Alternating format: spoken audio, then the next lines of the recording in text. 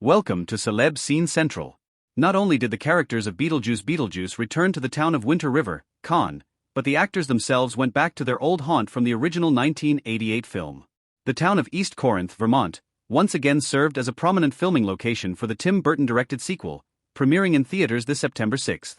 For Entertainment Weekly's Around the Table video series, star Jenna Ortega, playing Lydia's teenage daughter Astrid, shares a story about meeting some of the East Corinth townsfolk who still had their memorabilia from the first movie. "I remember one time we were rehearsing outside of Winter River. We built it on the same hill, the same town, the same house, the same measurements, everything.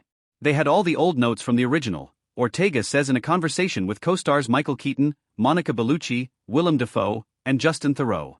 "And it was strange 'cause we'd be shooting, and people who lived in that town in Vermont were coming over with books signed by Tim from 30 years ago or photos from the original Beetlejuice, like, 'Oh, we were here when they first came back.'" According to Ortega, East Corinth also has a small movie theater where they screened the original Beetlejuice all week while the cast of the sequel filmed there. "It felt like you were in the model of the town shooting," she says.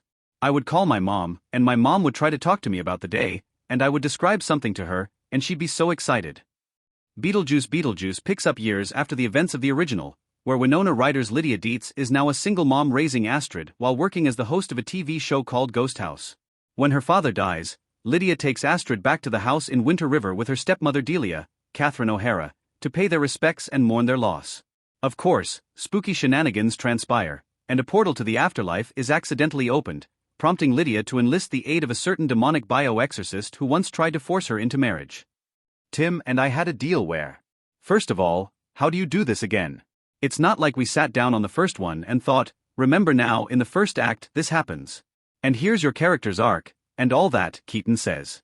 "He'd just kinda go, oh, this is gonna be fun, this is gonna be cool. And then it just got created. Up here in his head, he had it created, but then it took on a life of its own. So those things don't come around often in anything, really, but especially that's what makes, and I don't throw this word around loosely, art really in a lot of cases. So I always think people didn't realize what was underneath them wanting to look at this stuff and hear this stuff and live in this world that was so unlike anything that you could compare it to."